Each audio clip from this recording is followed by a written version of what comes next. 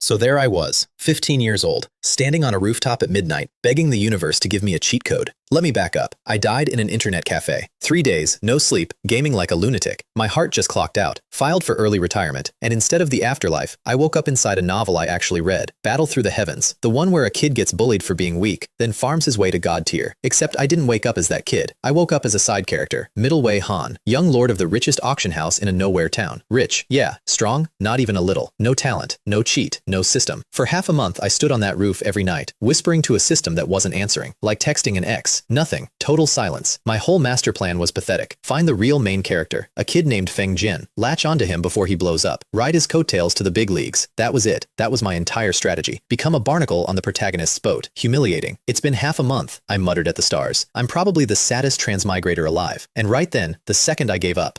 Right then, Hui, congratulations to the host for summoning the system for the 99th time.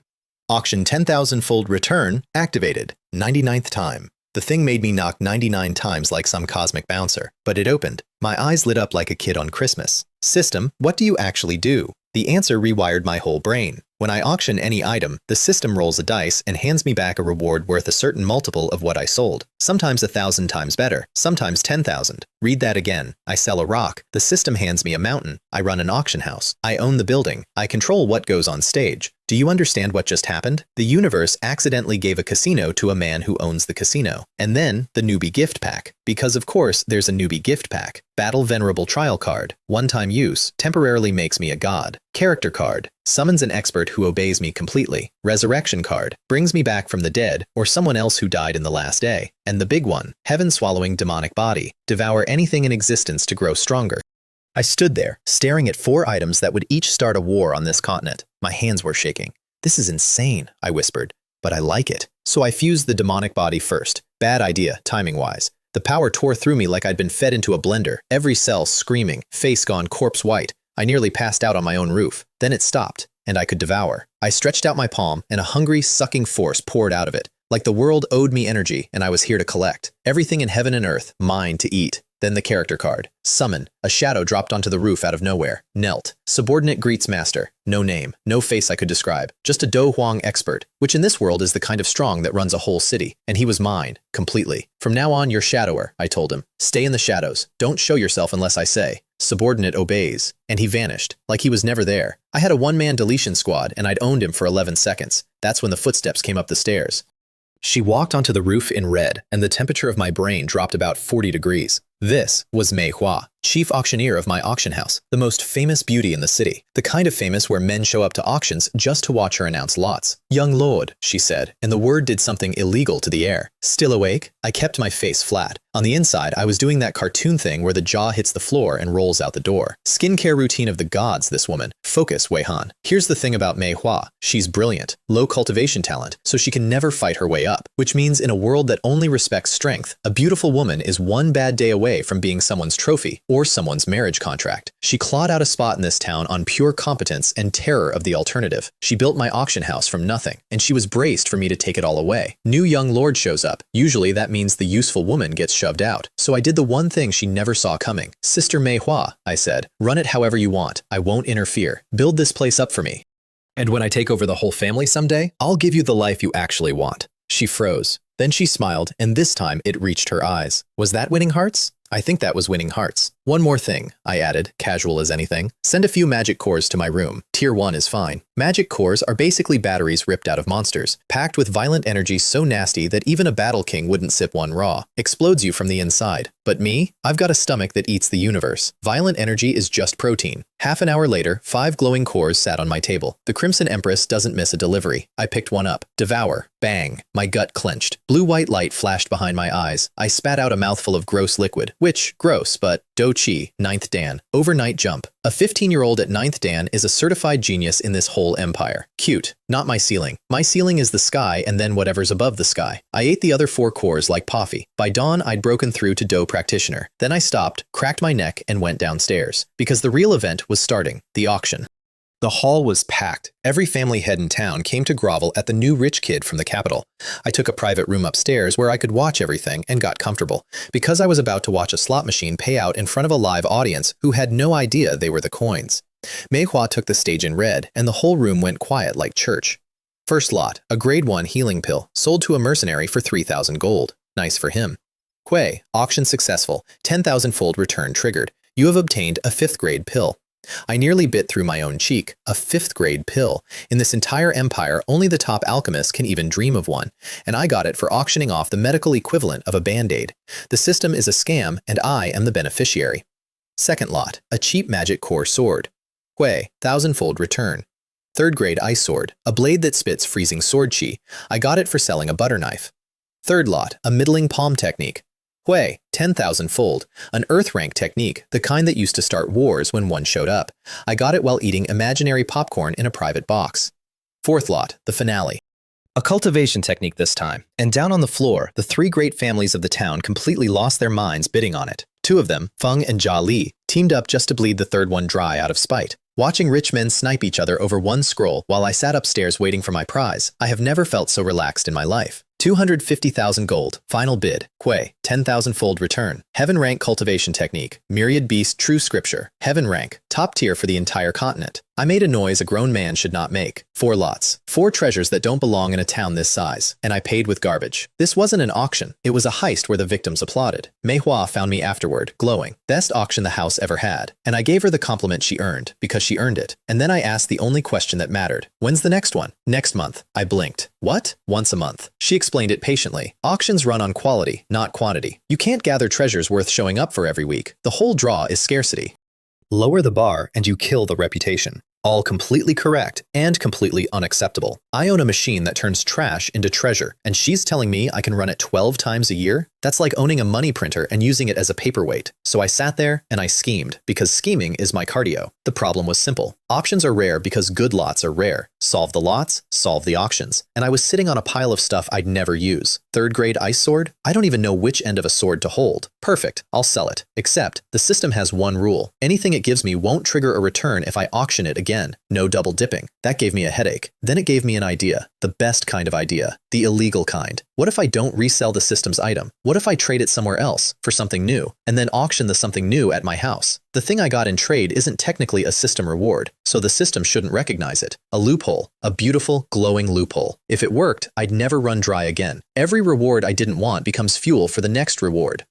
A snowball rolling downhill forever, getting richer with every turn. My auctions would start where other auctions end. Earth rank lots as warm-ups.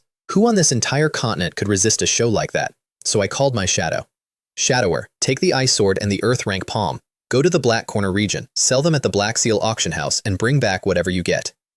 The Black Corner region. The most lawless dump on the continent. No rules, no contracts, only barter, because gold is worthless where everyone's a bandit.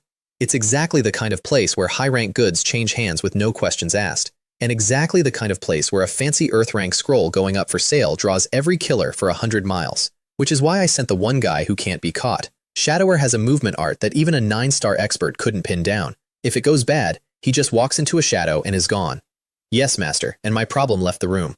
While he was away, I put the loophole aside and got greedy in the other direction.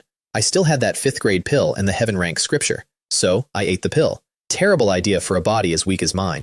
A 5th grade pill is an ocean of energy poured into a teacup. But my heaven-swallowing body drinks oceans for breakfast, so instead of exploding, I just leveled, and leveled, and leveled. One night, 1-star practitioner to 5-star, skipped 4 ranks like they weren't there, and that only burned a third of the pill. You ever hit a leveling groove in a game so smooth you forget to eat, forget to sleep, forget your own name? That's what this pill was. That's literally how I died last time. And here I was doing it again, except now the addiction pays out in actual power. 3 days later, I'd chewed through the whole pill and slammed straight into Doughmaster. 3 days. From nobody to Doughmaster. If that got out, it would break every scholar's brain on the continent. Now, I said, cracking my knuckles, I can at least protect myself. Then I opened the heaven rank scripture, and it opened me. The scroll yanked all my fighting energy into itself and jammed 10,000 years of information straight through my skull. For a second, I was inside a stampede of 1,000,000 beasts, getting trampled into paste. Fun. 10 out of 10. Would not recommend the welcome package.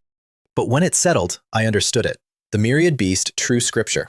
You refine the blood of demonic beasts to steal their power and forge your body into a monster's. 10 kinds of beast blood, first layer, 100, second, 1,000, third, 10,000, and you become the body of all beasts. The genius who wrote it was a 9-star god at his peak. He refined the blood of every top monster on the whole continent, dragons, phoenixes, the works, and he still couldn't finish the 4th layer. Ran out of strong enough blood. The continent's monsters just weren't good enough. And I sat there and I started to grin. Because I own a machine that turns things into better things. So if I feed a dragon's blood into my auction and trigger a 10,000-fold return, what comes out the other side? Blood better than a dragon's. Blood that doesn't exist in this world. The scripture that a god couldn't finish, I could finish it. With the slot machine. That's not adding wings to a tiger. That's handing the tiger a nuclear reactor. Way too early for dragon blood, obviously. Right now I couldn't get third-tier monster blood, let alone the good stuff. First things first, get strong. Everything else follows.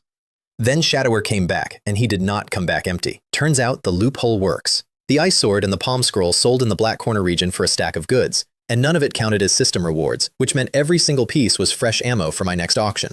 My infinite money glitch had a green light. I nearly did a lap around the room.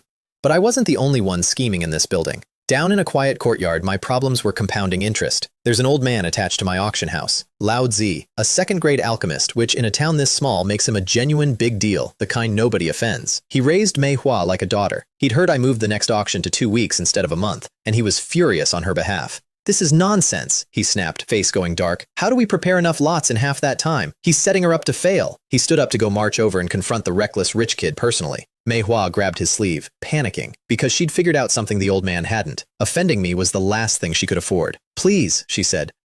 "Just help me one more time." The old man sighed the sigh of every man who's ever lost an argument to a stubborn woman he loves.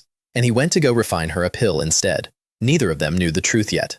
That the reckless rich kid wasn't setting her up. He was about to hand her a machine that eats the world. Now, about that furious old alchemist. Lao Tzu came to see me a few days later, and he came ready for a fight. Manhwa dragged him along, sweating the whole way, because she was sure this was going to end with her career on fire. The old man puffed himself up. Second-grade alchemist. Big shot. He opened his mouth to lecture the reckless child about the sanctity of the auction schedule, and I just handed him a foundation establishment pill and a third-tier demon core to inspect. Casual, like passing the salt. His mouth closed. Slowly. See, he came in assuming I was a spoiled brat playing with a business he'd spent years building. Then he watched me produce treasures that a town this size shouldn't have, like I was pulling coins from behind a kid's ear. The lecture died in his throat. The dark look on his face went the specific shade of a man realizing he walked into the wrong room to yell. "Young lord," he said, and the whole register had changed. "It was my request that was unreasonable. Please forgive me."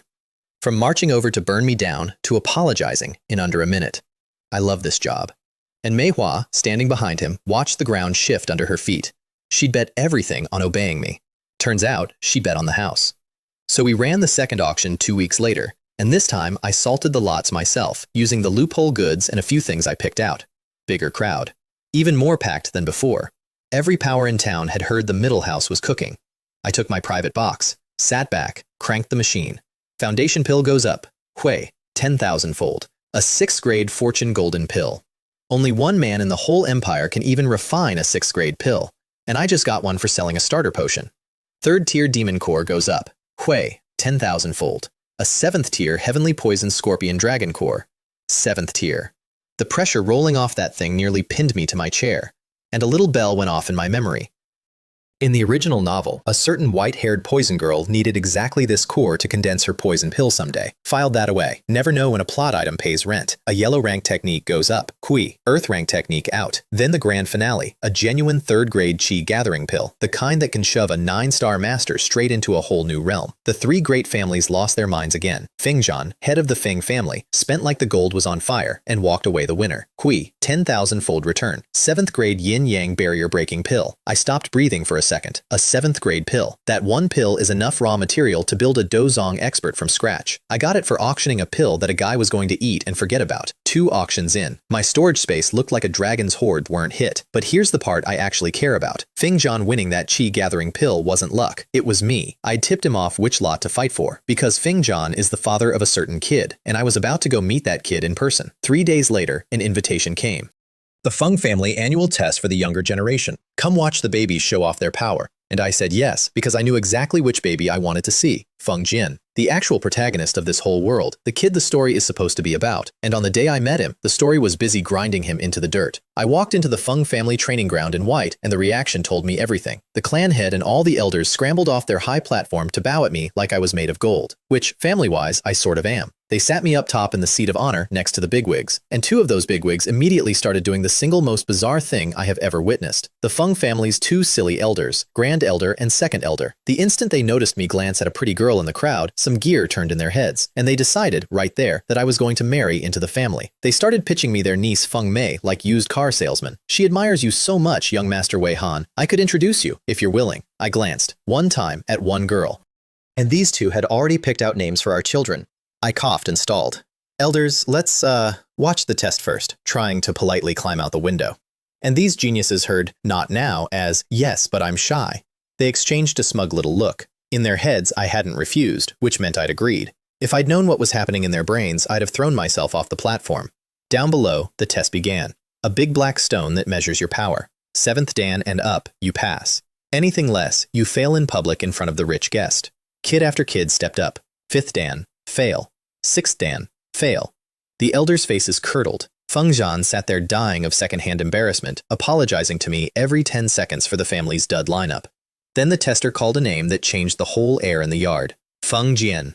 Every single kid in that crowd turned to smirk. This was the moment they'd been waiting for, the daily public flogging of the family joke.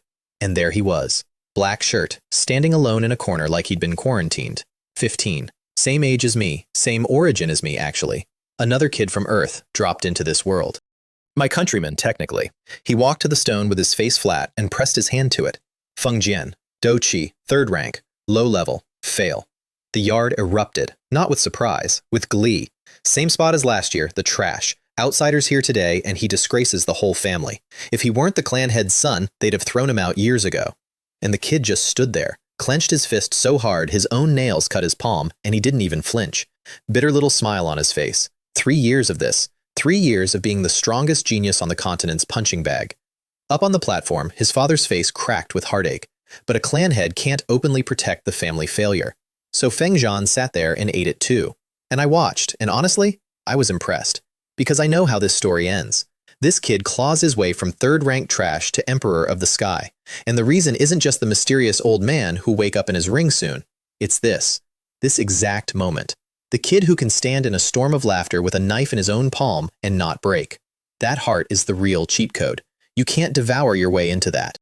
You either have it or you don't. If I'd been dealt his hand, I'd have folded years ago. He didn't. Maybe, I thought, watching him, I'll give my countryman a hand. Then the tester called the next name, and the yard went dead silent all over again. Different silence this time, the reverent kind. Mei Zhen. A girl in purple stepped forward, calm as still water. And every boy in the yard forgot how to breathe. If the poison girl I mentioned is a fine blade, this one was a lotus opening at dawn, the female lead. And even I, sitting up there sighing over Manhwa 10 minutes ago, had to admit the story cast its leads well. She tested high, obviously, standing beside Feng Jian the whole time, quietly, on his side when the entire yard wasn't. Ah, I sighed inwardly, looking at the two of them. What a pity. Because I knew a secret about that girl that even she didn't know yet. But that's a plot thread for a much later day. For now, I had my own moves to make. I'd seen what I came to see. Feng Jian was exactly the kid the book promised. Down, but not broken, worth a small investment. And I had just the thing sitting in my storage, gathering dust. After the test, I caught Feng Jian alone. I didn't lecture him. I didn't monologue. I just handed him a couple of lotus seeds. Told him they were medicine, told him to eat them, and told him something true that would sound insane. That his talent wasn't gone, that it would come back. He looked at me like I was one more person about to laugh at him. This world's full of wonders, Brother Feng, I said. Once you're strong enough, you'll stop being surprised. Then I let him leave, because I knew what those seeds would do, and I wanted him to find out on his own. He ran home, locked his door, and swallowed them. The medicine spread through him, warm and gentle. His old injuries, the ones a bully named Chen Tai Shan gave him, healed clean. And then, heart-pounding, he sat down and pulled at the Do Qi in the air. It came. It stayed. It didn't leak away like it had for 3 miserable years. It hasn't disappeared, he whispered, and his voice shook. My Do Qi hasn't disappeared. He sat there stretching, drunk on a feeling he thought he'd lost forever. 3 years of being called trash. Gone in one bite. From now on, he said to his empty room, I, Feng Jian, am no longer trash. He thought a rich stranger had done him a random kindness. He had no idea he'd just been handed a down payment by a guy playing a very long game. I wasn't being a saint. I was recruiting the future ruler of the world before he knew he was for sale. Meanwhile, I had a bigger fish swimming right under my own roof, and I hadn't even noticed him yet. His name was Gao Ming. On paper, he's just the grand elder of my family. Aloof old man, ice-type fighter, keeps to himself. But something itched at me, and when I chased the memory down, my brain lit up like a jackpot. Gao Ming is the Frost King, one of the 10 strongest men of the previous generation in this whole empire. In his prime, he stood toe-to-toe with monsters and didn't blink. In the original story, he got his power sealed down to almost nothing by a certain snake queen, got forgotten by history, and eventually became one of Feng Jian's most loyal free henchmen after the kid removed the seal. And he's sitting in my family, right now, as an elder, so do the math with me.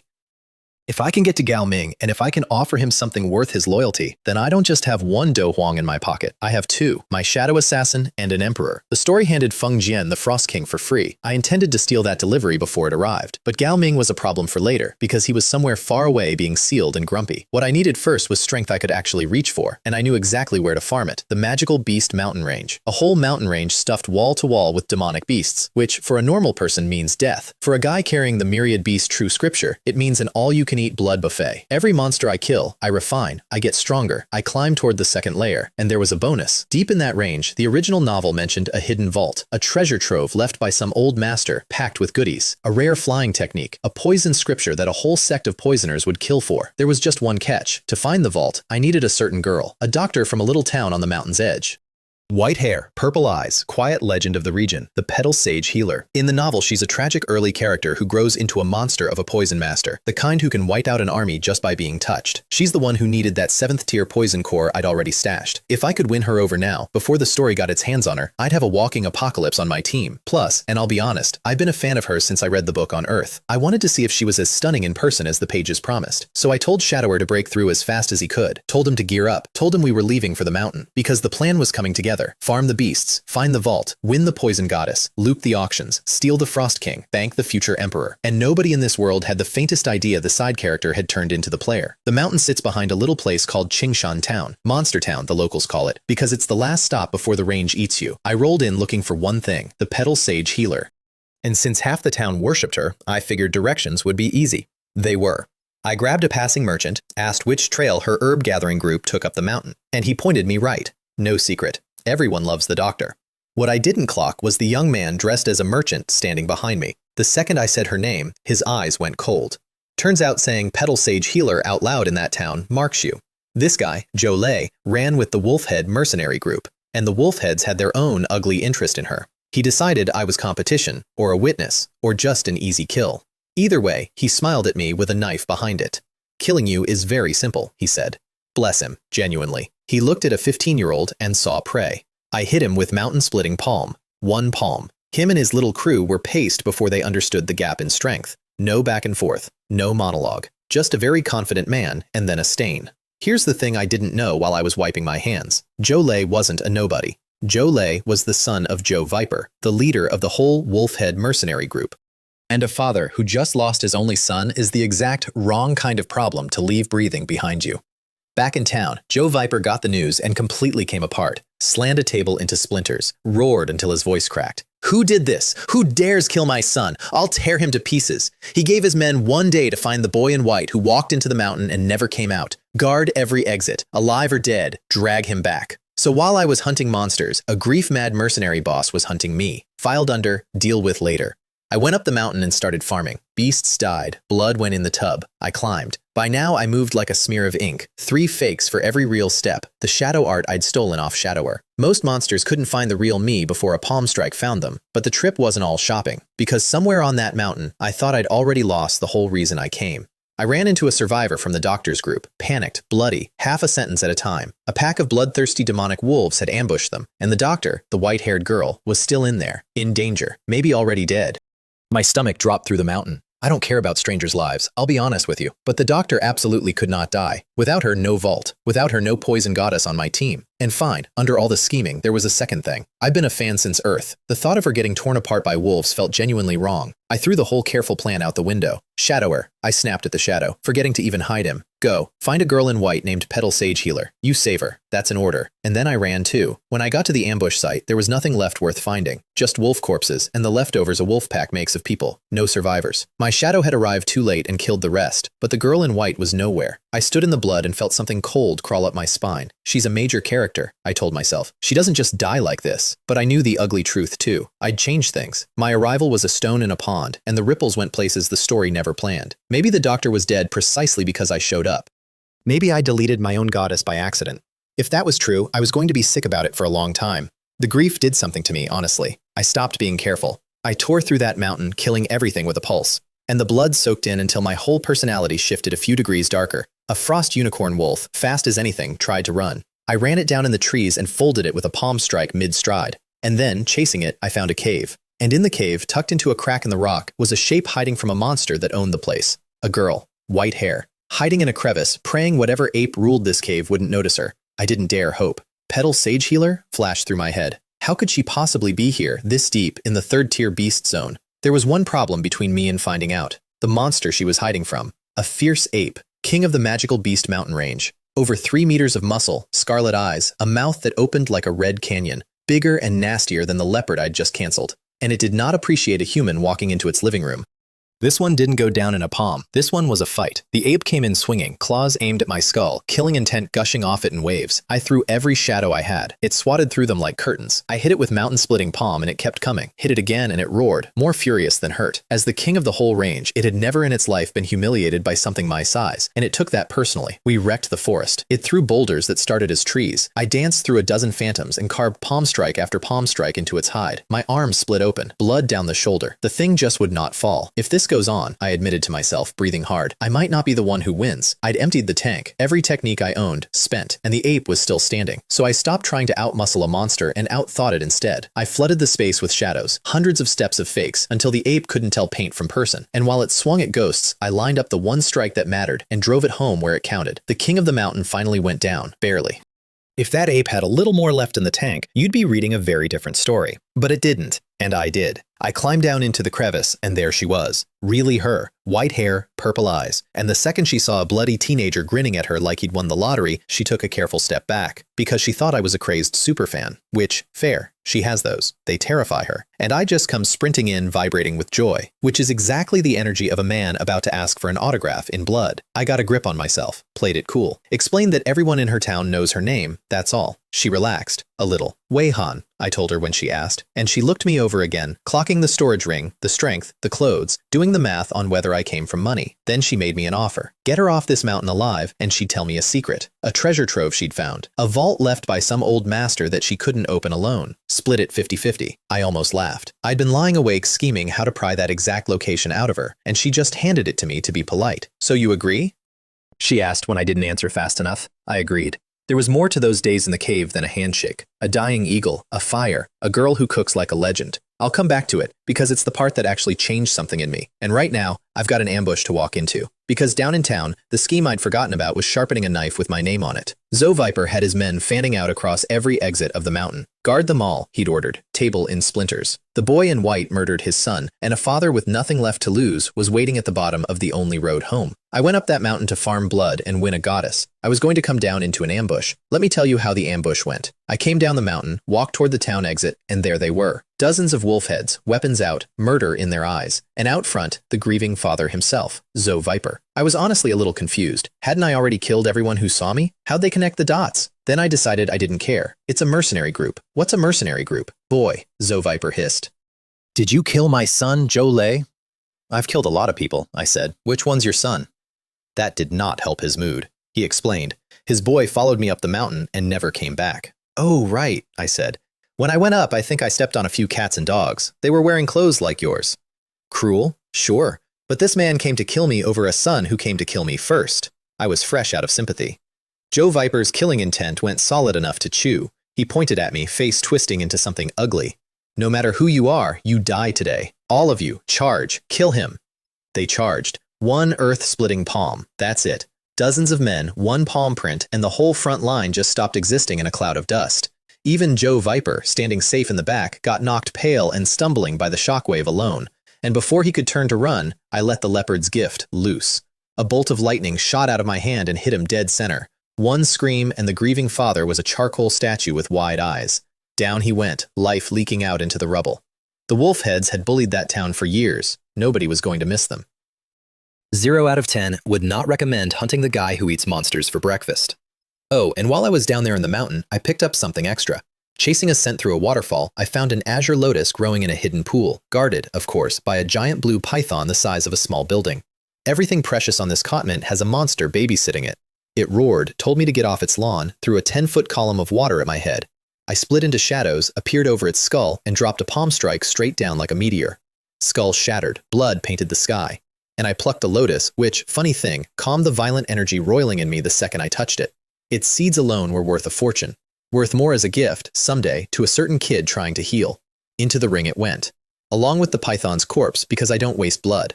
That night I ran the myriad beast scripture. Climbed into a tub full of monster blood, which is exactly as gross as it sounds, and let the violent energy tear through me while I refined it.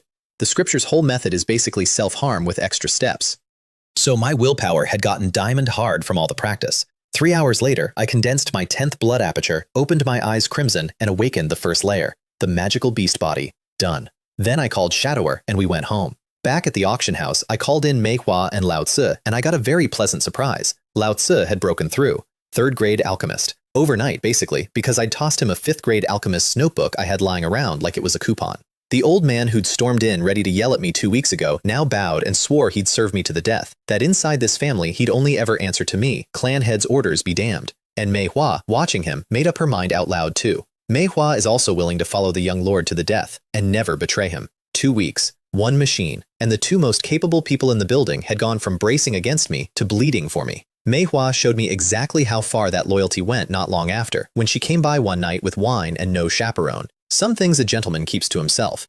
I'll only say the Crimson Empress decided to stop being just my auctioneer, and I stopped pretending I hadn't already claimed her in my head weeks ago. Anyway, wine, romance, world domination, a balanced life. But here's where things really opened up, because so far I'd been playing in a sandbox. 1 town, 1 auction house, 3 families too broke to matter, and a town that small has a ceiling on it. Manhwa could gather a 3rd grade pill in 2 weeks, sure, but a town like this was never going to feed a machine like mine forever, so I told her the plan. After this run, I was heading back toward the capital, and I asked, would the Crimson Empress come with me to build something bigger? The answer was yes before I finished the question. And on the way to the big leagues, I decided to take the scenic route through a place worth robbing. Black Rock City, one of the top cities in the whole empire, not some backwater. A city with real auction houses, real families, and a real alchemist guild. A bigger sandbox for a bigger scam. I rolled in low-key, checked into an inn called the Rock Moon Tower, and got to work. And the first order of business was recruitment, Shadower style. There's a local heavy hitter in Black Rock City, the Zhen family. Old, rich, powerful. So that night, my shadow paid the Zhen family head a visit. The old man woke up to a light in his room, and there sat Shadower at the table, sipping the family's own wine like he'd been invited. The head opened his mouth to scream for the guards. Hey, hey, hey, stop yelling, Shadower said and pointed at the corner. They're all over there, more than a dozen bodies. Every guard, every family expert, stacked in the corner like firewood, silent. Not one of them had made a sound. The Zhen family head went the color of the moon. This man had wiped out his entire security detail without waking a single servant. Escape wasn't on the table. Nothing was on the table except the table, which was starting to look like a coffin. Has my family offended you? The old man asked, going for dignity. At least tell me why, so I die knowing. Shadower set down the wine. Simple. My master says if you submit, you all live. The head nearly fell over. This terrifying ghost had a master. Someone stronger than this? He submitted. Of course he submitted. What was the alternative? Join the firewood? Good, Shadower said. I like a man who reads the room. We'll come take over tomorrow night. Don't do anything clever. And he was gone, and the old man collapsed onto his bed, powerless, wondering how he'd just lost a business his family built over generations to a guy who never told him a single name. That's my customer service. 1 visit and a whole family is a subsidiary. But the Zhen family wasn't even the reason I came to Black Rock City. That was just Tuesday. What I actually wanted was on the other side of town, behind a very fancy door. The Alchemist Guild. On this continent, alchemists sit near the top of the whole food chain. People bow to the plaque on the guild wall. And the guards at the door don't let you in without a sponsor's letter, which, naturally, I didn't have. But I did have a party trick. I walked up, the guards moved to stop me, and I opened my palm. Out came a wisp of purple flame. Solid, condensed, real fire, the kind only a 4th grade alchemist can conjure. The guards' faces fell off. Condensed real fire. A 4th grade alchemist. A horrified whisper because they knew exactly what that meant. And it was standing in front of them, wearing the face of a kid barely out of childhood. A crowd gathered. Gasps rippled out the door. And I stood there and casually admitted I wasn't even really a fourth-grade alchemist, just able to fake the fire for special reasons, which somehow made it worse. Yes, sir, please, come in, the guards stammered, bowing like their spines had been replaced with hinges. Honestly, exhausting. You conjure one nightmare flame and suddenly you can't get through a door without a whole performance. I stepped inside the most exclusive building in one of the Empire's top cities, and every alchemist in the hall looked up at the kid who just spooked their front gate. And I hadn't even started yet, because Black Rock City was just the warm-up. The scam was scaling. New city, bigger families, a guild full of the continent's most respected profession, all of it about to learn that the polite young man asking questions owned a shadow that eats mansions and a system that eats the world. And I still had 2 people to collect before I went home. A broken girl in a desert who nobody had ever been kind to. And an emperor, frozen and forgotten, waiting to be thawed. Oh, and the protagonist came to my auction. I have to tell you about this, because it's the funniest thing in the whole story. Remember Feng Jian, the trash kid from the family test? The one I slipped a couple of lotus seeds to? Well, they worked. His talent came roaring back. 3 years of being the family joke, erased in one bite of a treasure I fished out of a monster's pond. So the next time I ran an auction in town, guess who showed up? Not as the family embarrassment, as a bidder, standing tall, eyes clear, calling me Brother Wei Han like we were old friends. The future ruler of the entire world, in my auction house, waiting for me to tell him what to buy. And I did. I leaned over and tipped him which lot to fight for, which treasures were worth his family's gold that day. He listened, he bid, he won, and he thanked me, warm and grateful, the way you thank a mentor who's looking out for you. He had no idea that the mysterious young lord feeding him tips was pulling every one of those lots out of a machine. No idea the Frost King he'd someday need was already thawing out in my pocket. No idea the poison goddess he was supposed to meet in a mountain cave had already cooked me dinner. No idea I was quietly holding every single prize the story had set aside with his name on it. Here's the thing about being the guy who read the book. I know Feng Jian's whole future, every ally he's supposed to gain, every treasure he's supposed to stumble on, every lucky break the plot has scheduled for its favorite son. And I got to all of them first. The Emperor, the Poison Girl, the strange fires, the techniques. One by one, I walked up early and signed for the deliveries meant for him. And the beautiful part is, he doesn't even know he's losing. How could he? To him, nothing's missing. He's rising fast, life's finally good, and this nice older brother keeps handing him wins. He thinks he's the main character having a great year. He's actually a very happy man being gently robbed of his entire destiny by a guy who owns the store. And I don't even feel bad about it, because I'm not cruel to him. I gave him his talent back. I feed him good tips. I let the protagonist keep protagonisting in his little corner of the map, happy and clueless, while I take the parts of the story that actually matter. That's the whole cheat, one more time, and it's worth repeating. I'm not stronger than the hero. I'm not smarter than the plot. I just read the last page before anyone else got to the table, and I've been playing with the answers ever since. Feng Jian gets to be the story's favorite son. I get to be the guy who owns the story. Now, back to collecting the rest of it. Let me go back to that cave on the mountain, because I rushed past the part that actually mattered. The Poison Girl, the Petal Sage Healer. I told you I found her hiding in a crevice and cut a treasure deal. What I skipped was the 3 days after, when I stopped scheming for a while and just kept a couple of half-dead things alive. Her eagle was dying, Little Blue. The big bird had thrown itself between her and a wolf pack and gotten torn to ribbons for it, and it had been fading at the bottom of that crevice ever since. She wouldn't leave it, bit her lip bloody, and swore she'd cure it, because that bird had saved her life more times than she could count. I carried it up out of the crevice for her, laid it by the fire, and I watched a legend work. Her hands. That's the thing the whole continent whispers about, and now I got to see why. Quiet, sure, tireless. She ground herbs by firelight and packed the eagle's wounds and murmured to it like it could hear her. And slowly, breath by breath, the bird stopped dying. I sat in the corner eating a magic core to top myself off. And I stopped thinking about the vault, and the plan, and the poison body she'd grow into. I just watched a girl refuse to let a wounded bird go. I get why the story loved her. She asked me, embarrassed, if I had me meat. Not for herself, for the eagle. It was healing on an empty stomach and she was worried. I didn't have any. So I told her I'd go kill something big tomorrow and we'd all eat properly. And her whole tired face lit up like I'd promised her the moon. She hadn't eaten in days either. She'd been saving her worry for a bird. Next morning I went hunting and the mountain sent a purple lightning leopard to make it interesting. Rare thing. Lightning horn, fast enough that most fighters can't track it, drops out of the sky like a meteor. It came from my skull and found a dozen shadows instead. I stepped once, split into ghosts it couldn't read, and drove a palm straight through it. Horn cracked, lightning fizzled, and a body the size of a bus went down in the trees. Groceries. And a lightning trick I'd use later to turn a grieving mercenary boss into charcoal. But that's a different day. I came back with dinner and a graze on my shoulder, and she gasped like I'd lost the whole arm. Fussed over a scratch, then she cooked. And I found out the other legend about her is true. The woman can cook. Deep in a monster-infested mountain, in a dead ape's cave, over a scavenged fire, she turned a lightning leopard into the best meal I'd had since I fell into this world. The eagle ate, she ate, I ate too much. For a night, the deadliest poison prodigy on the continent was just a girl making sure everyone at her fire went to sleep full. That's when I really decided. Not the scheme version, where she's a walking apocalypse I'm recruiting before the plot can. The other version. This one stays close. We held up our end of the deal too, found the treasure trove, the vault an old master left behind, and split it clean.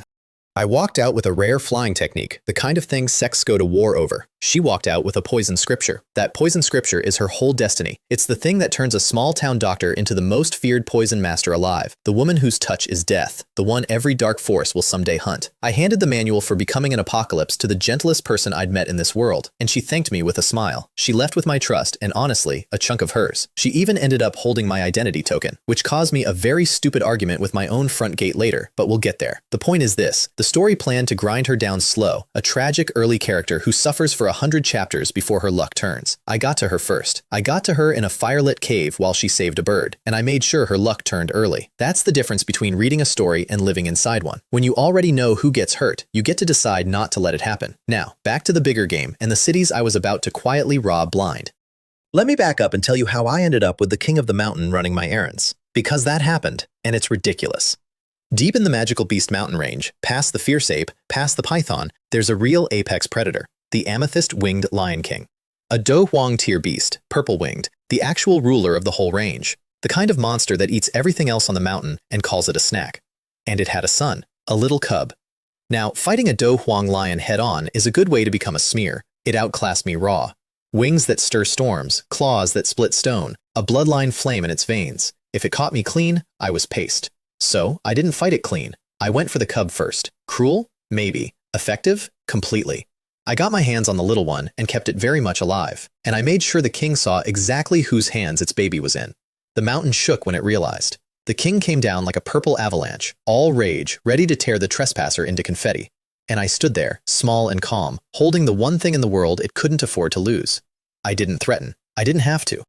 I just let a father look at his son in a stranger's grip and do the math no parent can refuse. The avalanche stopped. The roar died in its throat, and the king of the whole range, a beast that had eaten everything on that mountain and feared nothing, slowly lowered its head. Don't worry, it grumbled, defeated. I'll take good care of my son. I even healed the cub afterward, poured a rare crystal source down its throat, and watched its wounds knit shut. Because a hostage you keep healthy is a hostage that keeps a king polite. And a king who trusts you to keep his child alive is a king who stops looking for the exit. So now I had a Do Huang lion running deliveries. First thing I had it do? Go collect every treasure on the mountain it used to rule. It's the king, knows where everything is. Came back with a storage ring stuffed with rare herbs and magic cores, a whole apothecary's worth. I went from worrying about supplies to drowning in them, and the lion gave me something better than errands. Its bloodline carries a purple flame. I devoured it, refined it, and now I can conjure real fire from my palm. That's the party trick I spooked the alchemist guild with.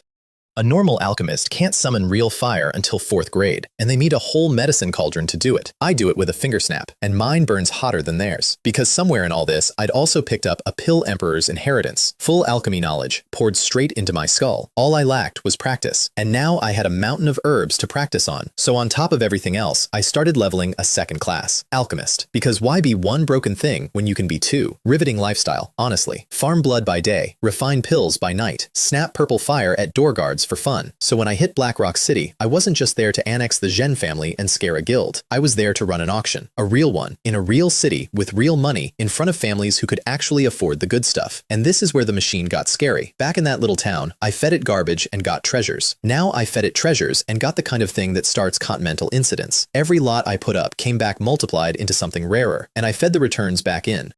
And fed those back in, the snowball rolling downhill exactly like I dreamed, getting fatter with every single turn. I wasn't running an auction house anymore. I was running a laundromat that washes cheap things into legendary ones, and I owned every machine in the building. By the time I was done in Black Rock City, my storage looked less like a young lord's savings and more like the vault of a dynasty. Spirit medicines, high-rank techniques, enough alchemy material to shove me toward 4th grade, then 5th, and a shopping list because I'd set my sights on something absurd, a strange fire. On this continent, a strange fire is the holy grail, the ultimate prize every alchemist dreams of, and most of them die chasing, because these flames are as likely to burn you to ash as serve you. Control one, and you're not a good alchemist. You're a legend. The world ranks them, and men have died just trying to be near the low ones. I wanted one. Specifically, I had my eye on a flame the system was dangling, the tie-in divine flame. And to refine it, I needed a short list of rare materials, one of which, conveniently, sat somewhere in a place called Mo City. So Mo City is where I went next.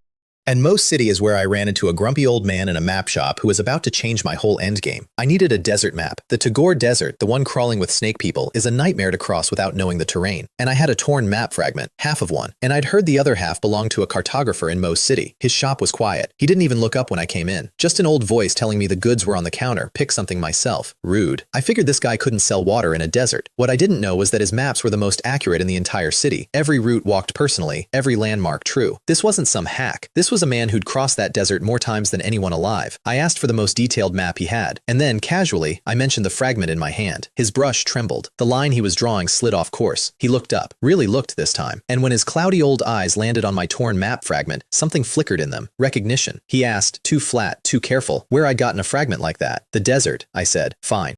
He didn't want to sell his half. Not for sale, he said, and went back to his map like the conversation was over. I'd expected that, so I pushed. Then I'll just have to buy it, I said, cold. He chuckled at me. Young kid, big mouth. Told me not to even think about robbing him. It wouldn't end well for me. Waved me off like a fly. And I looked right at him and said the thing that snapped his brush in half. You're right. I really shouldn't rob someone who might once have been a Do Huang expert. Crack. The brush broke in his hand. The door slammed shut on its own. A wave of ice-cold aura crashed down on me, freezing and ancient and furious, the kind of pressure that flattens ordinary men where they stand. I didn't get flattened. A dark shell flickered up around me, a mystic tortoise phantom, and held his aura off me like an umbrella in a storm, and that stopped him cold. His pupils shrank, because a kid barely out of childhood had just tanked the full weight of a fallen emperor's aura and smiled about it.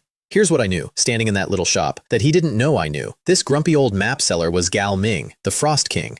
One of the 10 strongest men of the last generation, sealed by a snake queen decades ago, drained down to a shadow of himself, hiding in a nowhere city drawing maps because the world had forgotten him. The same Gao Ming who, in the story I read, becomes the future emperor's most loyal blade. And he had no idea who I was, which was perfect, because he's also, on paper, the grand elder of my own family. If I'd walked in and said, "Hi, uncle," he'd have been polite and useless. But if I could impress him as a stranger first, show him strength and vision and trump cards before he ever learned my name, then the day he finally realized what I was, his loyalty would be total. So I played it as a stranger, smiled, backed off the threat, told the old man I meant nothing by it. I just really wanted that map fragment, and I'd trade him anything he named for it. He refused, flat, his white hair drifting in a wind that wasn't there. Stubborn old iceberg. But I'd already seen the flicker in his eyes. He was a legend rotting in a map shop, and I was a kid who could hold off his aura and talk about Do Huang like it was small talk. He was curious now. And curiosity, in a forgotten emperor, is the first crack in the ice. I filed him away.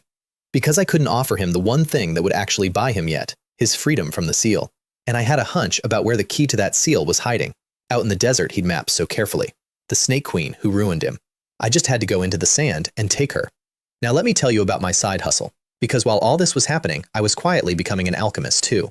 Remember that Pill Emperor inheritance I mentioned? Full alchemy knowledge jammed into my skull, zero practice. So the day I spooked the Alchemist Guild door with my purple fire, I didn't just barge in to show off. I registered. They tested me. And I passed as a second-grade alchemist on the spot. The two old men running the place, Arthur and George, looked at a kid barely out of childhood conjuring real fire and nearly swallowed their beards. Then they handed me the robe. An alchemist's robe isn't clothing, it's a flex. Soaked in a medicine pool before it's woven, keeps you awake, sharpens your skin so you can feel the heat while refining, shrugs off poisons, tougher than armor.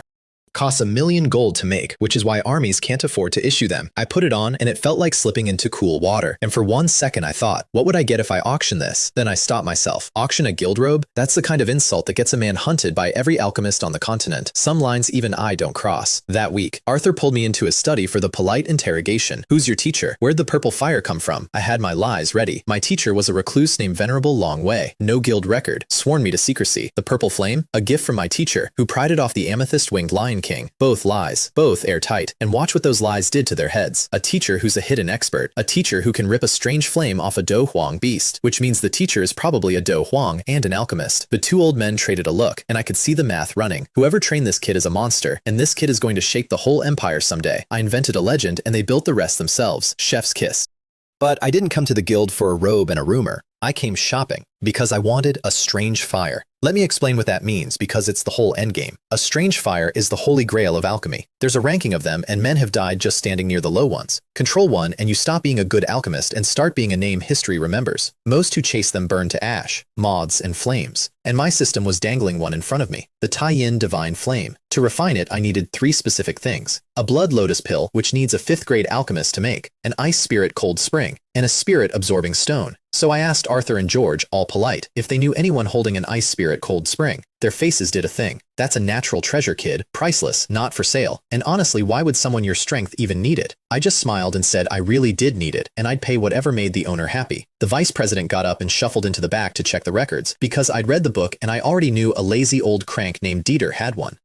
And I knew he'd never see me if I knocked directly, so I had to route around him through the guild. That's the whole game, really. I know where everything is. I read the manual for this world before I got here. Every treasure, every hidden expert, every strange flame. I know the coordinates. All I have to do is be strong enough and rich enough to walk up and take them before the story hands them to the kid it's supposed to hand them to. And rich enough was never the problem, because the machine kept running. Every city I hit, I ran the auction. And in a real city with real families, the snowball got obscene. Feed in a good lot, pull out a great one. Feed the great one back in, pull out a legendary one. The whole hall bidding themselves hoarse over treasures I'd conjured out of garbage 2 auctions ago, none of them knowing they were the coins in a machine I owned. I walked out of Blackrock City with a hoard that would embarrass a dynasty and a shopping list for a god's flame. Meanwhile, the little burrowing beast in my arms was earning its snacks, because a strange fire doesn't only come from a system prize.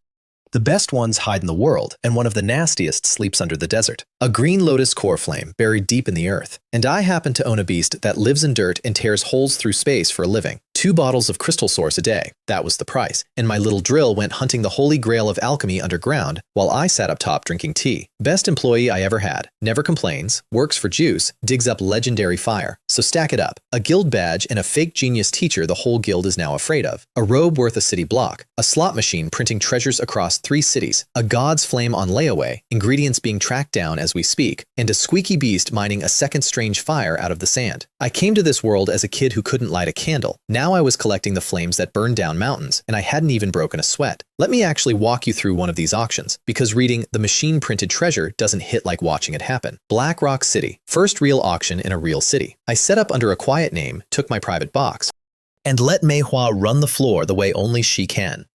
And the hall filled with people who thought they were the buyers. Sweet of them. Down in the front rows sat the local money, old families, fat rings, fatter egos. And one in particular, a big merchant type who'd bought his way up and never let anyone forget it. He'd heard some no-name house was setting up shop, and he came to sneer at it. New money smelling newer money. First lot went up. A decent pill, nothing wild. The bidding warmed, the merchant threw a lazy bid to remind the room he existed, and he won it. Hui. Auction successful. 10,000-fold return. Upstairs, I didn't even look. I just held out my hand for the prize. Something 3 tiers above what left the stage dropped into my space. The merchant thought he'd won a pill. He'd actually paid me to conjure a better one out of thin air. That's the joke of the whole night. Every proud bidder in that hall was a coin in a slot machine that only paid out to me. Second lot. Third. The prices climbed, the families got competitive, and the merchant decided this was his room to rule. He started spending big, snapping up the good lots, puffing up with every win. The crowd oohed. He preened.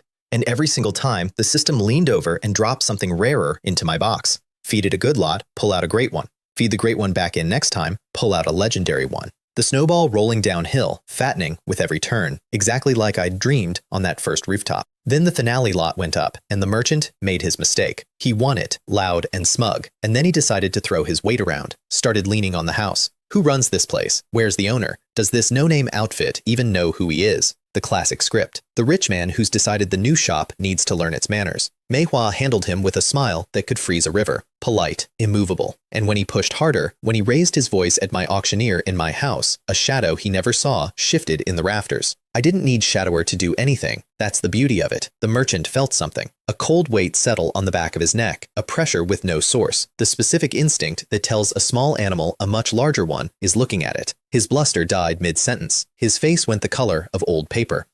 And he suddenly remembered urgent business elsewhere. He walked out of my auction thinking he'd won the night. He'd spent a fortune to hand me a hoard, insulted my woman, felt a ghost breathe on his neck, and fled. 5 stars, would let him bid again. By the time the hall emptied, my storage looked like a dynasty's vault had a stroke. Pills, techniques, materials, the raw fuel for a god's flame. All of it conjured out of other people's pride. And here's what none of them understood, sipping their wine, congratulating each other on their wins. They didn't lose to a richer man. There was no richer man. There was a kid in a box and a machine that turns their gold into my miracles. The house always wins. I just happen to be the house, the dealer, and the guy who rigged the table before anyone sat down. Next auction, they'd come back. They always come back. And I'd feed their winnings right back into the machine and pull out something that made the last treasure look like a party favor. Riveting business model, honestly. The customers pay me to rob them, then thank me on the way out. While all the fire and flash was happening, I was quietly doing the ugliest work of all, feeding my own body to a scripture. Remember the beast manual? The one a god couldn't finish? First layer wants 10 kinds of monster blood. Second layer wants 100. So everywhere I went, mountain or sand, I hunted. Not for sport, for blood.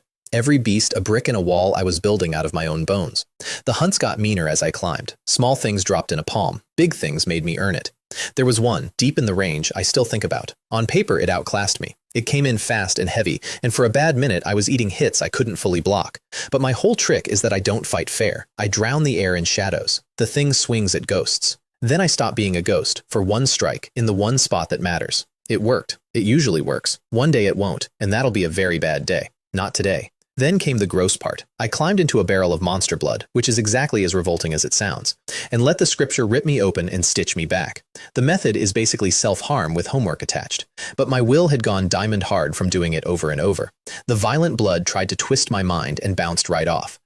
The pain was an old friend by now. Aperture after aperture opened, brick after brick. My body stopped being a 15-year-old's. It became something a monster would think twice about biting. So picture the full inventory the harmless, spoiled brat was hauling around by now. A machine that turns trash into treasure, humming across 3 cities. A shadow assassin. A lion king on errands. An emperor thawing out. A poison goddess. A half-snake girl with a legend asleep in her eyes. A body forged from 100 beasts. A guild convinced I have a god for a master. And fire, the kind that ends up on the continent's most wanted list. Here's the part that still makes me laugh. Every single one of these, the story meant for somebody else. The emperor was Feng Jian's prize. The poison girl was written to suffer for 100 chapters first. The treasures were rewards for heroes who bled. I just showed up early. Slot machine in one hand, shadow at my back, and signed for all of it before the real protagonist got out of bed. That's the whole cheat when you strip it down. I'm not stronger than the story, I'm just earlier. The Tagore Desert is a furnace full of snake people, and I walked into it on purpose. I made my way to a mercenary outpost, the Mo Tai group, run by 2 brothers, Feng Hui and Feng Zhen, and I arrived at a very convenient moment, because one of them, Feng Hui, had an arm that was slowly rotting off from snake venom. Now, I don't advertise it, but somewhere between the Pill Emperor inheritance and a mountain of practice herbs, I'd turned into a genuinely dangerous alchemist. Poison? Poison's just chemistry with an attitude. I looked at his arm, told him if he waited any longer he'd lose it, and wrote out a list of herbs. His brother sprinted off to gather them. Just like that, the fearsome desert mercenary commanders were treating a teenager like a visiting saint, the power of a good pill. They gave me a guest room to rest in while the herbs came together, and that's where I met her. The door opened quietly, and a small figure crept in with a basin of water. A girl, maybe a little younger than me, green outfit, timid as a rabbit that already knows the world plans to hurt it. She flinched when she saw I was awake, bowed fast, voice barely there.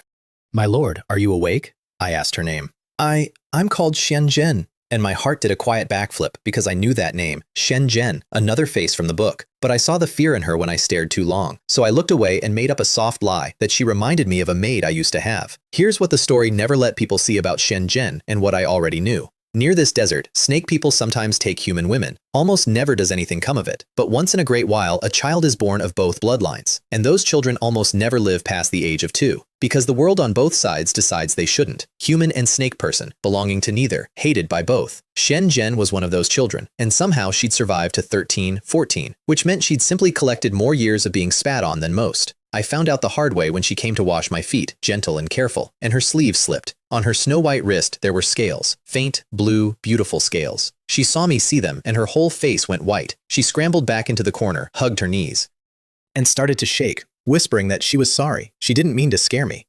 She'd learned to apologize for existing, for her own skin. I knelt down in front of her, reached out past that terrified flinch, and lifted her sleeve myself. Looked at the scales she'd spent her whole life hiding, and I told her the truth. Such beautiful scales. She froze, because in her whole life, I was the first person to call the thing that scared even her beautiful. And something cracked open in that small, scarred-over heart. She looked up at me with eyes that had a strange green shimmer deep in them and asked, barely breathing, "Aren't you afraid, sir?" No, I wasn't. I fixed her sleeve, helped her up, apologized for startling her, this time meaning it. And she stood there twisting the hem of her shirt, stunned, because I was also the first person who'd ever apologized to her. I asked her to show me around the outpost, and walking through it, I saw the whole thing play out. Every mercenary we passed lit up to greet the visiting alchemist, big, warm smiles, until their eyes slid to the girl beside me. Then the smiles went cold. Some of them looked at her with open disgust. These are desert people. They've buried friends killed by snake people, and every time they see a girl with that filtered blood in her veins, the old hatred just rises up, and they can't hold it down. I get it. I do. Doesn't make it easier to watch her small body flinch smaller with every ugly look, that lovely face going dark under the weight of it. So around a corner, out of their sight, I stopped. She looked up, worried she'd done something wrong, and I said the thing nobody had ever bothered to say to her. Xian Zhen, don't care so much what other people think. Remember this, you're not living for them, you're living for yourself. Then I ruffled her hair and kept walking. She stood there for a long moment, and when she caught up to me, there was a new light on her face, and 3 tiny green dots had quietly reappeared deep in her eyes, and she murmured, "Thank you, sir." She didn't know it, but those green dots were a legend waiting to wake up. Jade Snake 3 flower pupils, a power that one day could swallow monsters whole into a space inside her own eye. In the book, she got kidnapped before she ever learned to use it, not on my watch. I'd looted 100 secret vaults before I let anyone take her from me. But that's the long game. Right then, she was just a kid who'd finally been told she was allowed to exist, and she followed the boy who told her, close and quiet, deciding somewhere in that broken heart to help him however she could. I'll be honest with you, under all the scheming, that one landed. I came to the desert to catch a queen. I did not plan on adopting a heartbroken half-snake girl along the way. Life's like that. While I was collecting people, my other tools were busy collecting the map. There's a little beast I'd picked up called the Void Earth Drilling Beast. Squeaky little thing, lives in my arms, drinks purple crystal source like juice, and it can tear open void gates, doorways through space. I'd already used it to link 3 cities together, Blackrock, Mo City, Stone Desert, so I could hop between them in a blink. Best courier service on the continent, and it works for snacks. I also had it burrowing underground on a specific hunt, because somewhere beneath the desert, hidden in the earth, was that flame I wanted, a strange fire. And who better to find something buried than a beast that lives in the dirt? 2 bottles of crystal source a day, and my little drill went looking for the holy grail of alchemy for me. So picture where I was, a desert outpost, a rotting arm healed with a wave of my hand, a forgotten emperor curious about me 1 city over, a treasure map assembling itself, a strange fire being sniffed out underground, a broken girl deciding I was worth trusting, and a snake queen out in the sand, the most feared woman in this whole region, who had absolutely no idea that the biggest threat in her life wasn't a rival clan or a hero from the story. It was a kid with a slot machine, a lion, and a shadow, and I was coming for her. Let me tell you about my favorite hire, properly this time, because a squeaky little beast quietly became the most valuable thing I own. The Void Earth Drilling Beast. Picture a purple gremlin that lives in my sleeve and communicates entirely in squeaks. Doesn't look like much. Looks like something you'd shoo out of a pantry. But this little thing does something that whole sex would go to war over. It tears holes in space.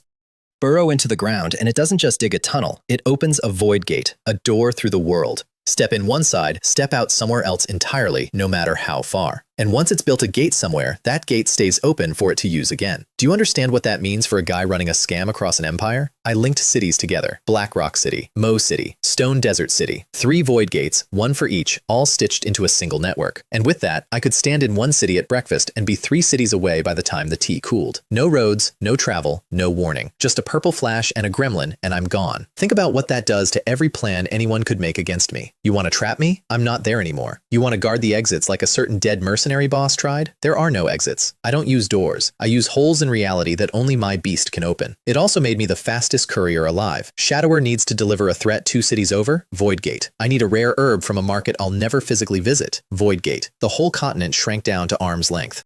And the only toll was a couple bottles of purple crystal source a day. Best employee I ever had. Squeaks. Naps in my sleeve. Bends space for juice. And I aimed it at more than travel. Because a beast that lives underground and moves through the earth like water is the perfect thing to send hunting for something buried. I already told you it dug up a strange fire out of the desert. That wasn't a lucky accident. That's the job. I point at the ground and say there's treasure down there, and my little drill goes and gets it. And it comes home dirty and thrilled and shoves its face into my arms for payment. So while my rivals plotted routes and posted guards and tried to figure out where the mysterious young lord would appear next, I had a gremlin in my sleeve that made the entire concept of distance optional. You can't ambush a man who doesn't travel. You can't corner a man who leaves through the floor. And you definitely can't out-scheme a man whose scariest asset drinks fruit juice and takes naps. The story hands its heroes flashy swords and legendary flames. I got mine too. But some of the best pieces on my board weren't weapons at all. A gremlin that eats distance.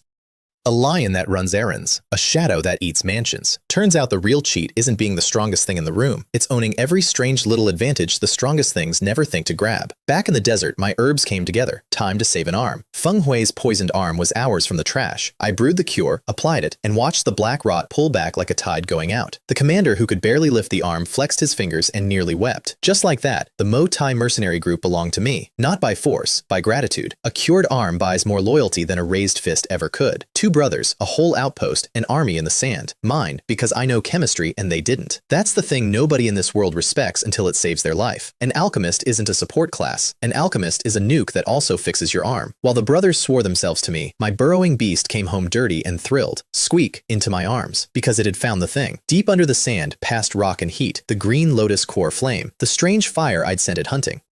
It burrowed down, wrapped the whole find in a void gate, and dragged it up into the light for 2 bottles of juice. Best hire I ever made. Digs up legendary fire, bills me in fruit drink. I won't pretend refining a strange fire is safe. These flames kill more alchemists than any monster. They're wild. They fight the leash. They burn the greedy to ash without a second thought. But I had a body forged from 100 beasts, and a will hammered flat by the scripture, and a system that stacks the odds. So I took the fight, and I won it. And the green flame settled into me like it had finally found a home worth burning in. Now I didn't just conjure fire. I carried a flame that ranks on the continent's list. The holy grail alchemists die chasing, sitting in my palm, doing what I say. 2 strange fires, actually, once the tie-in flame came together. Because why own 1 nightmare flame when you can own 2? And the desert wasn't done giving. Because out in that sand lived the snake people, and the snake people had a queen. The most feared woman in the region. The one whose seal ruined an emperor. And every day I spent building my army in her backyard, I was drawing the map to her front door. Little Xianzhen felt it before I did. The snake blood in her, quiet and sharp, could sense her own kind on the wind. She didn't know why I kept asking about strange movements near the city. She just answered, soft and careful, the way she answered everything. She had no idea she was helping me hunt the queen of the very people who made her an outcast. And honestly, when she finds out someday that I dragged that queen home in chains, I think the girl who has spat on her whole life is going to enjoy it more than I will. So the pieces sat exactly where I wanted them. An army sworn to me, a strange fire in each hand, a poison goddess and a half-snake girl at my side, a forgotten emperor 1 city over, curious and cracking, and a snake queen in my crosshairs, strong and proud and completely unaware that the biggest predator in her desert wasn't a rival clan. It was the polite kid asking her maid about the weather. Time to go catch a queen. You want to know how you catch a 9-star queen when you're not a 9-star anything? You don't do it fair, you do it smart, and you do it with friends.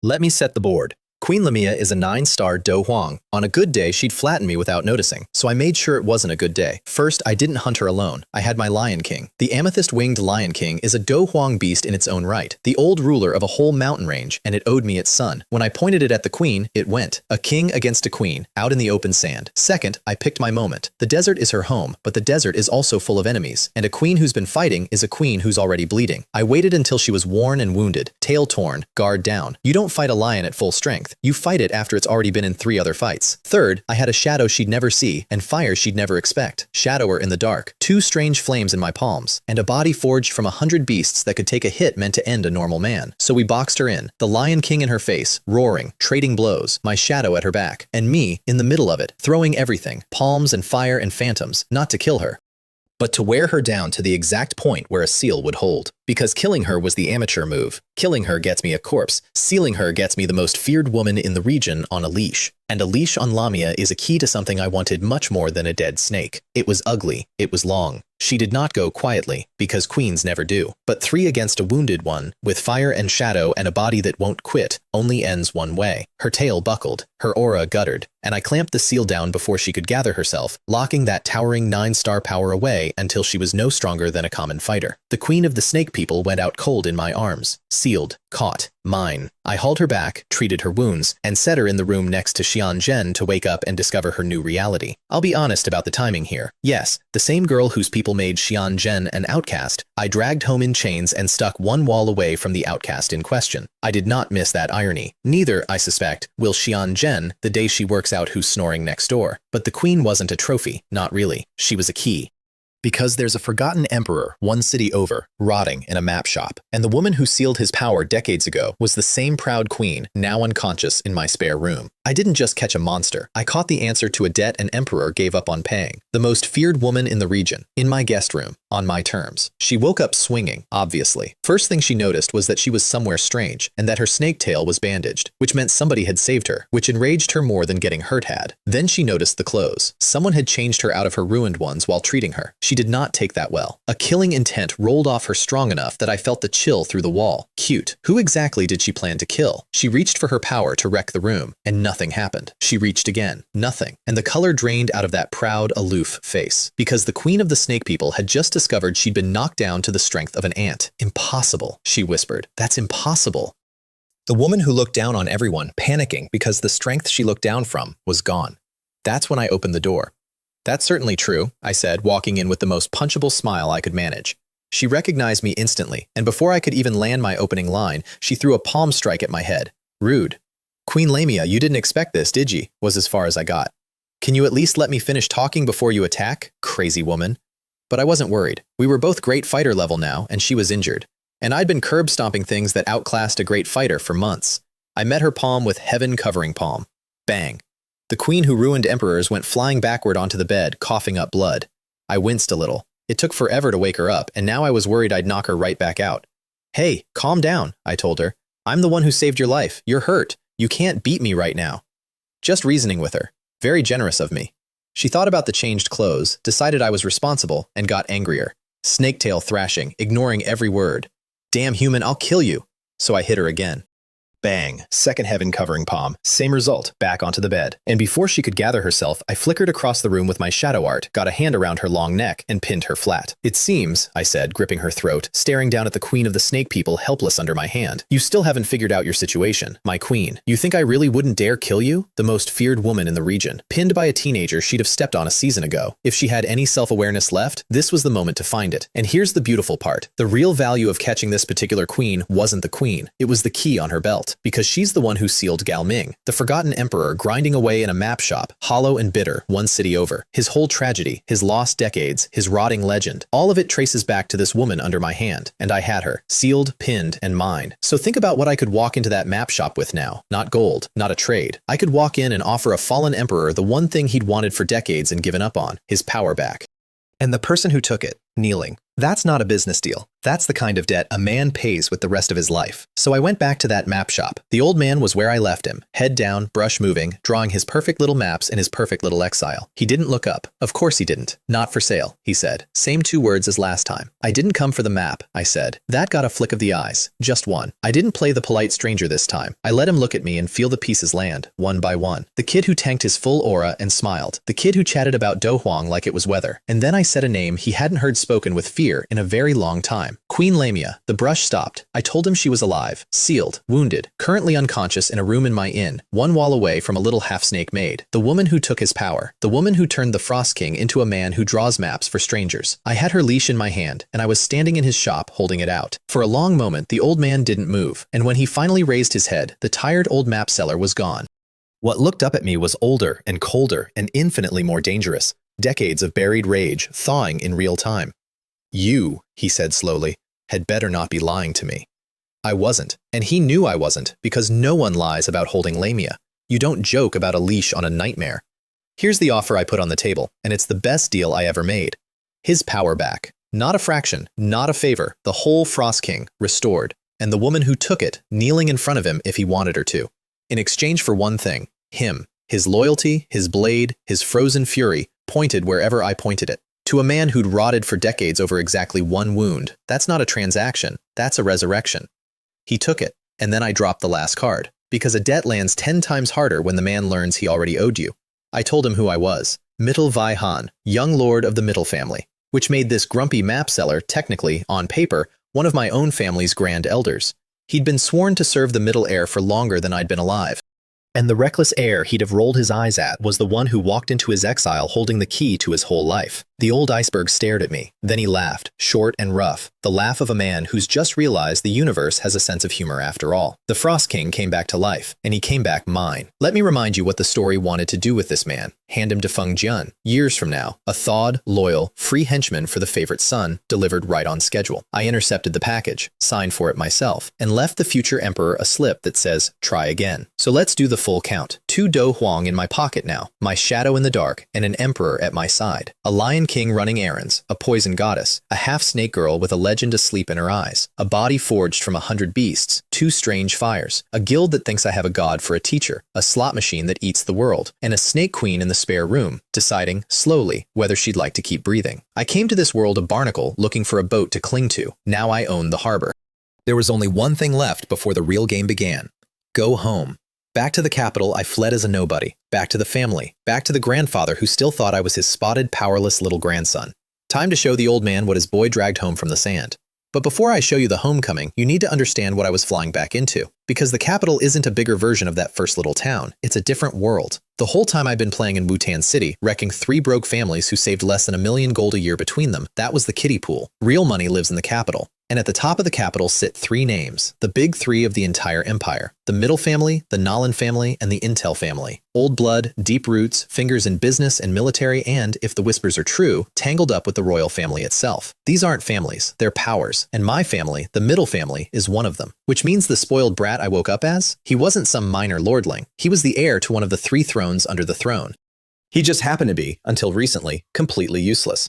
That's the reputation waiting for me in the capital. Mittel Guangzhen's grandson, the doted-on little prince who couldn't fight his way out of a wet paper bag. Every great name in that city had spent this body's whole childhood filing me under harmless, a soft heir, a future they didn't have to worry about. And the timing was almost poetic, because I wasn't just coming home. I was coming home for the coming-of-age ceremony. In the Middle family, when the heir turns 16, the whole capital watches. Every great family sends someone. Rivals, allies, proud old names, all of them gathered to size up the next generation of the Big 3. It's a coronation and an inspection at once. The day the empire officially decides what to make of you. The old man, my grandfather, had been losing his mind over it for days, planning it, fretting over it, terrified his precious grandson wouldn't make it back in time to stand up in front of everyone and be judged. He was worried I'd embarrass the family. He had no idea.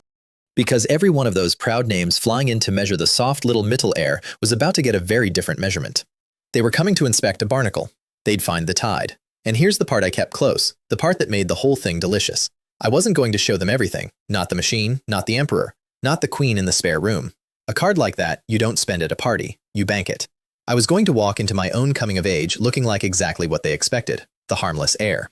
And then let just enough slip to rearrange every assumption in the room while keeping the real hand face down on the table. Let them underestimate me one last time. It's so much sweeter when they find out slow. So that's the board I flew home to. 3 great families, a whole capital of proud names, a ceremony built to judge me, and a grandfather praying I wouldn't humiliate him, not knowing his grandson had come home carrying more firepower than the 3 great families put together. Now, let me show you the homecoming. 3 days of flight across the void, and the capital came into view, Jiama Holy City.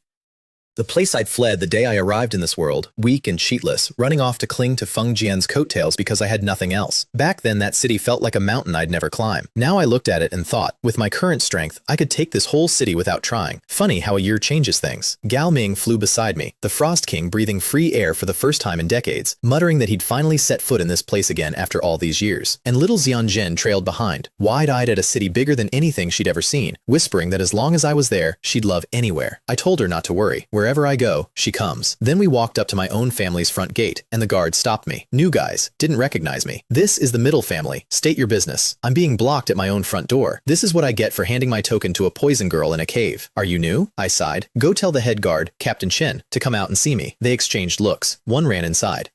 A minute later, out came a burly middle-aged man who took one glance and nearly had a heart attack. Because it was Captain Chen, and Captain Chen knew exactly who I was. He roared at the guards for daring to block the young lord, and they scattered in terror. The clan head, he told me, had been worried sick for days, my grandfather.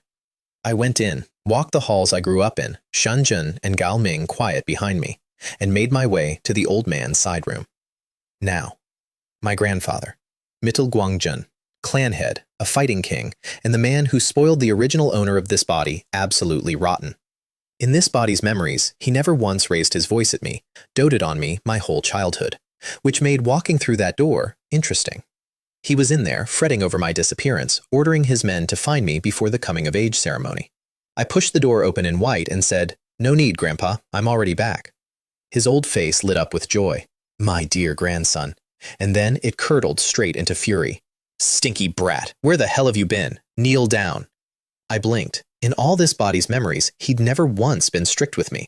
Grandpa, don't be angry yet. Let me explain. Explain? On your knees. If you want to explain, you'll do it kneeling. And he turned to the man in black beside him. Take this kid down. Let's see if he's gotten too big for his britches. That man in black was his personal agent, a great fighter, captain of the old man's private death squad, a killer who answered to nobody but my grandfather. And he stepped toward me to force his young lord to his knees. "Sorry, young lord," the agent said, and struck. A sharp claw, aimed to subdue, not to kill, because even he didn't want to actually hurt me. I watched it come, calm as still water. And just as the claw reached me, I gathered a whisper of my strength and threw one palm. Boom! The man in black flew backward, hit the floor, and went out cold. One palm. He'd held back, not wanting to hurt me. I'd held back too, because with what I was actually carrying, I could have ended him without trying. Neither of us used real force. It didn't matter. He was unconscious, and the room had gone very, very quiet. My grandfather stared at the crumpled body of his own death squad captain, then at me. His mouth opened, and nothing came out for a second.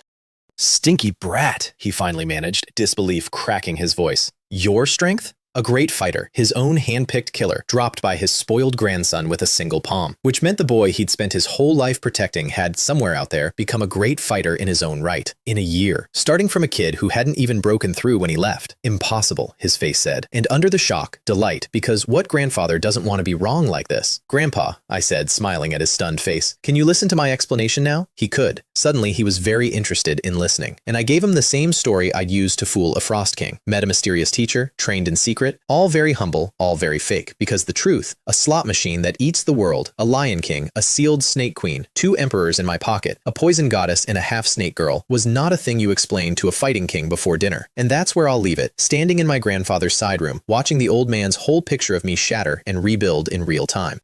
Because here's the thing he didn't know yet, that nobody in that city knew yet. I only showed him a great fighter's palm, a fraction, the smallest number I could get away with. The real hand, the one holding auctions that turned trash into legends. The one with a queen in the spare room. I hadn't played a single card of it, not to him, not to anyone. The coming-of-age ceremony was days away. The whole capital would be there, every great family, every rival, every proud old name that spent this body's childhood thinking the middle heir was a harmless, spoiled brat. They were about to meet me, the real me, and they had no idea the harmless brat had come home carrying more firepower than any of them. I came to this world as a barnacle looking for a boat. I walked back into the capital as the tide. Let the ceremony begin.